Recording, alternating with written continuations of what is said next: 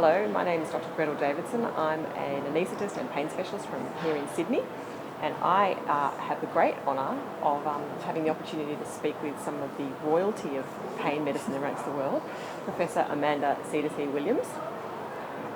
Welcome to Sydney. Thank you. And thank you for being part of our conference. I wanted to ask you about actually what you spoke about yesterday, your talk about pain in refugees and survivors of torture, and in fact maybe how that links to today's talk about the evolution of pain. Yeah.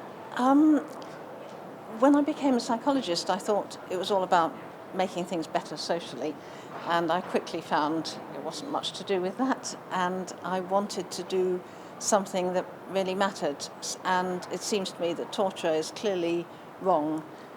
There's no complexity about it, it's just wrong.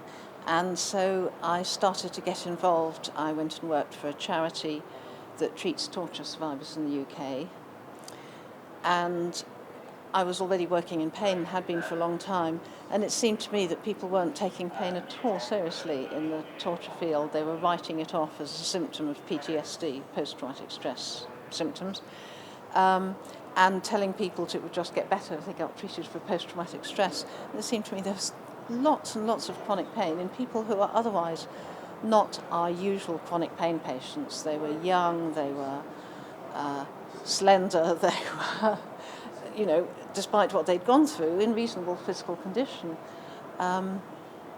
So it just seemed to me that we were looking at perhaps a different kind of phenomenon of chronic pain.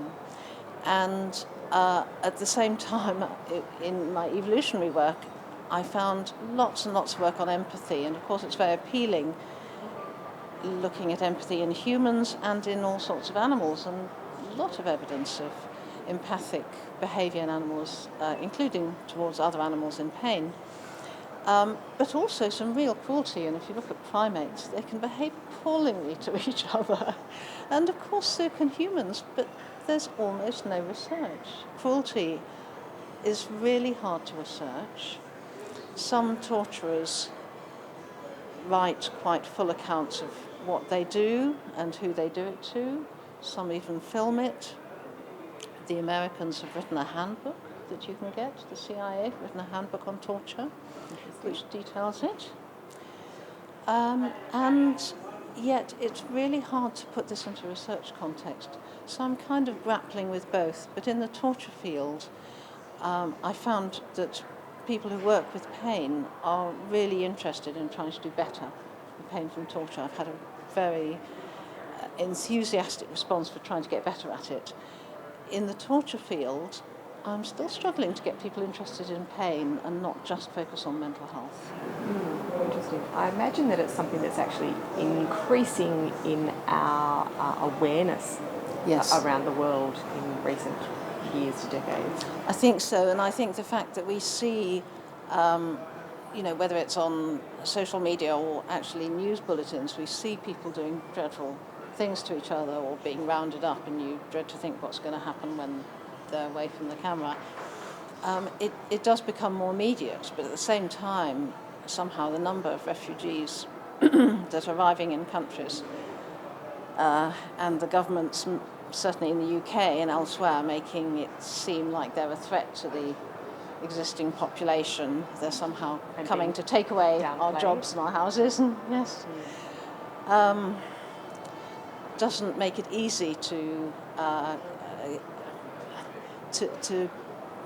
people to connect the two things. Yes. The awful things they know are happening, like in the Ukraine now, and the people who come absolutely desperate. I was also just thinking, I wonder whether we can do some research into the long-term health economics of it in a way of getting the attention of the politicians whose attention we need to gather. If we can interpret it in terms of long-term health dollars, in terms of physical and mental health consequences, then they might start to pay attention. Well, actually, yes. I hadn't really thought much about that, but you can compare how different countries treat their torture survivors. And in Scandinavia, where they do take a large number, considering that they're not very high population countries, They're allowed to work. I mean, even if they're in an detention camp, they're allowed to go out to work. So they can go out to work and come back in the evening, or they can set up a barber shop or a cafe or whatever, creche, in the detention centre. And there was far less impact. You know, they are already starting to recover. I mean, even though they have still a difficult asylum process to go through, but one isn't compounding the harm that has happened, and they much more quickly turn into tax-paying individuals. It almost seems like we don't actually have to do research to see that that's going to happen. It's there already, yeah. It's there already. Thank you for your time. It's been a great pleasure meeting you. As I said, I feel like I'm in the presence of royalty.